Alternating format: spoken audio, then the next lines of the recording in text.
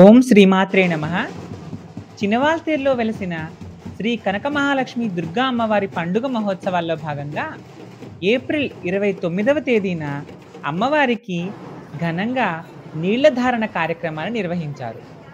నీళ్లధారణ అంటే అమ్మవారికి చల్లదనం చేసే కార్యక్రమం. ఇందులో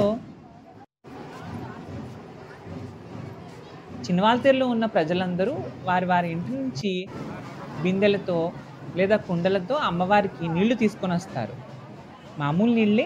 అందులో కొంతమంది పసుపు, కుంకుమ, అమ్మవారికి ఇష్టమైన పుష్పాలు, వేపాకులు అలాంటివి కూడా వేసుకొని అమ్మవారికి చల్లదనం చేయడానికి నీళ్లు తీసుకొని వస్తారు. ప్రతి సంవత్సరం వైశాఖ మాసంలో జరిగే ఈ ఉత్సవానికి ప్రారంభంలో చినవాల్తేరు గ్రామస్తులు చాలామంది భవానీ మాలనైతే స్వీకరిస్తారు. అంటే అమ్మవారికి చేసే ఈ ఉత్సవాన్ని నియమనిష్టలతో చేయడానికి, అమ్మవారి ఆశీర్వాదాన్ని పూర్తిగా పొందడానికి చాలా వరకు గ్రామస్తులైతే భవానీ మాలను వేసుకుంటారు. పండుగ అయ్యేంత వరకు అంటే నెల రోజులు పండుగ జరుగుతుంది. ప్రతి మంగళవారంతో మొదలవుతుంది. మళ్ళీ మంగళవారంతో పూర్తయ్యే పండుగ మొత్తం మీద భవానీ మాలలో ఉండడానికి ప్రయత్నిస్తారు. ఇలా పంతులు గారి దగ్గర భవానీ మాల వేయించుకుంటారు.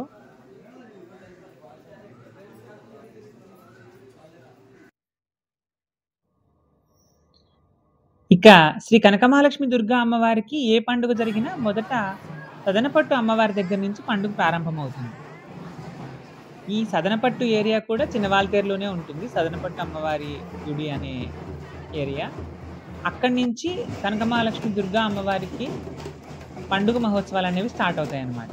అంటే అమ్మవారికి ఏదైనా నైవేద్యం తీసుకెళ్లాలన్నా, సారె తీసుకుని వెళ్ళాలన్నా, పండుగ గురించి ఏదైనా ఫస్ట్ స్టార్ట్ అయ్యే ప్లేస్ ఇదే అనమాట. ఇక్కడి నుంచి డప్పులు, వాయిద్యాలు, సంప్రదాయ నృత్యాలతో చినవాల్తేరులో ఉన్న ప్రజలందరూ వారి వారి ఇంటి నుంచి తెచ్చుకున్న నీళ్ళు అనమాట. వాటిని బిందెల్లో నింపుకొని స్టార్ట్ అయితే అయిపోయారు. అయితే ఇది ఎండలోనే జరుగుతుంది. ఈ ప్రోగ్రామ్ అనేది బాగా ఎండ ఉంటుంది. వైశాఖ మాసం కదా, సమ్మర్ పీక్ టైంలోనే జరుగుతుంది. అంటే ఒక రకంగా అమ్మవారు గ్రామదేవత.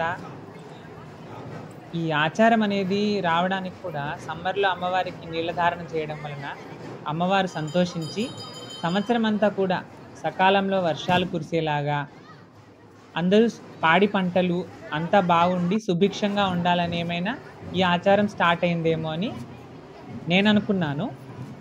నేను ఈ ఏరియాలో 2021 నుంచి ఉన్నాను.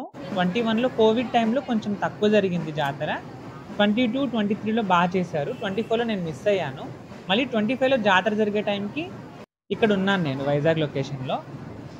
అయితే నేను ఈసారి బిందె తీసుకెళ్ళలేదు. అంతకుముందు తీసుకెళ్లేవాడిని కానీ ఈసారి తీసుకెళ్ళలేదు. సరే చూద్దాం అనుకున్నాను. అంతలో ఒక పెద్ద ఆవిడ వచ్చి, నేను 2 బిందెలు తీసుకొచ్చాను, నువ్వు ఖాళీగా ఉన్నావు, నువ్వు తీసుకుని వెళ్ళి అమ్మవారికి అని చెప్పి నాకు ఇచ్చిందనమాట. ఇంకా సరే అమ్మవారు డిసైడ్ అయ్యింది. అంటే ఈ బిందె తీసుకొని వెళ్ళేటప్పుడు చెప్పులు వేసుకొని వెళ్ళకూడదు అనమాట. సో చెప్పులు వదిలేసి మనం ఎండలో వెళ్ళాలి ఇంటి దగ్గర నుంచి. సో ఇంకా నేను గుడికి వెళ్ళాను. అక్కడ చెప్పులు వదిలేసి మళ్ళీ అక్కడి నుంచి బిందె తీసుకొని నేను కూడా వాళ్ళతో పాటు వచ్చాను నీళ్ళు తీసుకొని. మరి అమ్మవారు డిసైడ్ చేసింది కంపల్సరీ తీసుకురావాలి అని, మనం వద్దని అనలేం కదా. ఫుల్ క్యూ ఉంది. 12కి రీచ్ అయిపోయాము మధ్యాహ్నము. ఫుల్ ఎండగా ఉంది.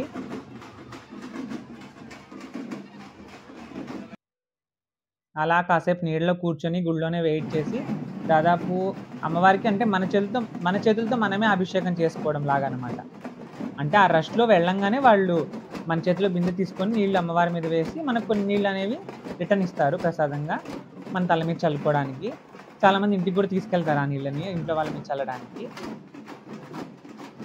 బయటంతా డప్పులు, ఫుల్ జోష్గా ఉంటుంది ఆ రోజు.